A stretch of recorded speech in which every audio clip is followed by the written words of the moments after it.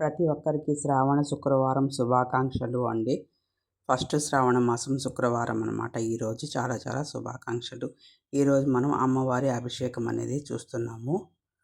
లక్ష్మీదేవి అభిషేకము, అలాగే వరాహీదేవి ఇద్దరికి కలిపి అభిషేకం అన్నమాట. మీరు ఎంతమంది ఈరోజు పూజలు చేసుకున్నారో నాకు కామెంట్ రూపంలో చెప్పండి. అలాగే మీరు ప్రసాదం అనేది ఏం చేసి పెట్టారో కూడా నాకు కామెంట్ రూపంలో తెలియచేయండి. నేనైతే వెరీ వెరీ టేస్టీ రెసిపీ అనేది చేసి పెట్టాను. అది మీకు అనేది ఇప్పుడు చూపిస్తాను.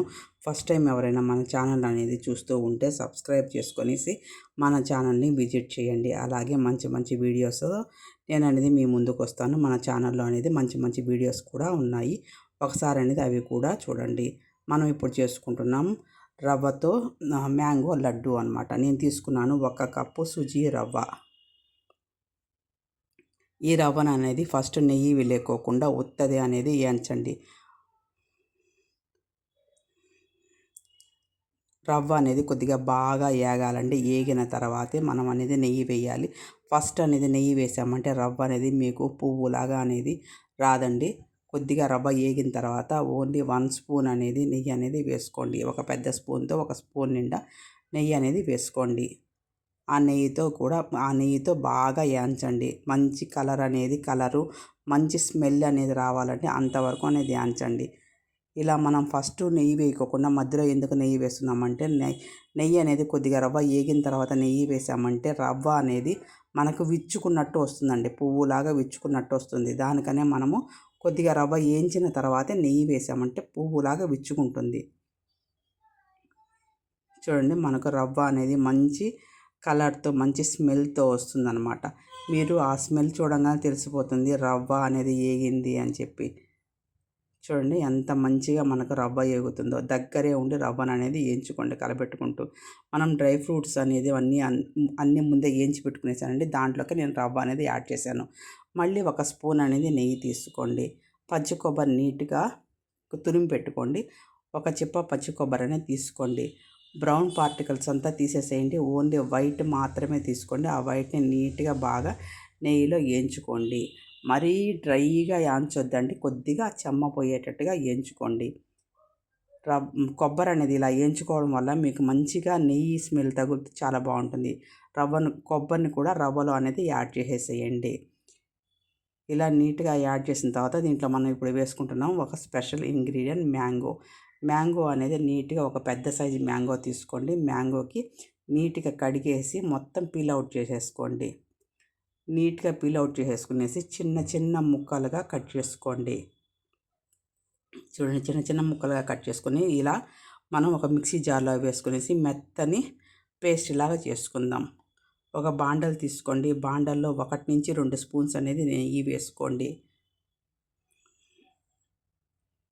నెయ్యి వేసుకునేసి కొద్దిగా నెయ్యి వేడికిన తర్వాత మనం తీసుకున్న మ్యాంగో గుజ్జు అంతా ఆ బాండట్లోనే వేసి నీట్గా ఫ్రై చేసుకోండి.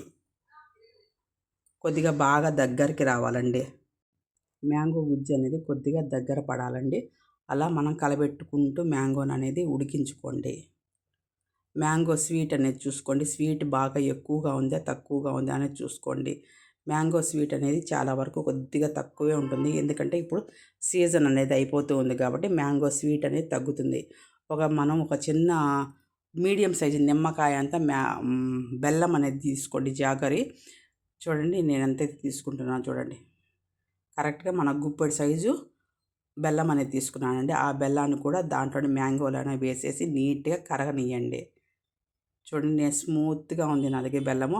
అది కూడా చాలా స్వీట్ ఎక్కువ ఉండే బెల్లం అండి ఇది. ఎందుకంటే పాకం బెల్లం అనమాట. దానికన్నా అది కొద్దిగా తీపి ఎక్కువ ఉంటుంది.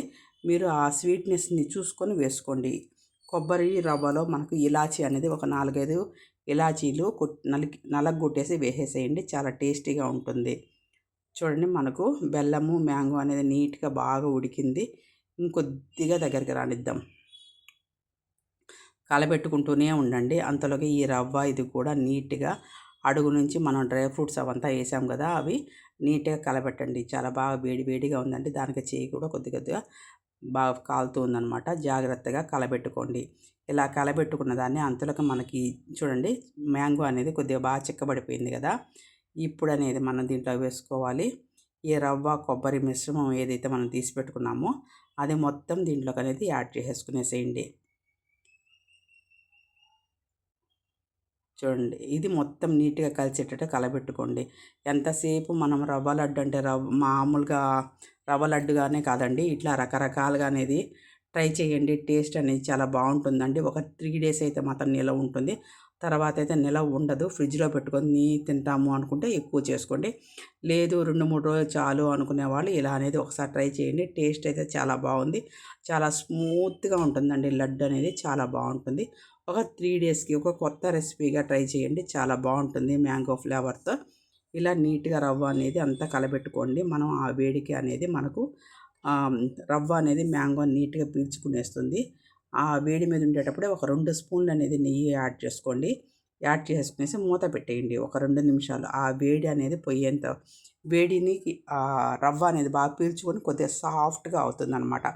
తర్వాత ఒక బౌల్‌లో తీసుకొని దాన్ని బాగా మెత్తగా మ్యాష్ చేయండి. మ్యాష్ చేసిన తర్వాత చూడండి, చిన్న చిన్న లడ్డూస్ మీకు ఏ సైజు కావాలో ఆ సైజు లడ్డూస్ అనేది కట్టుకునేసేయండి.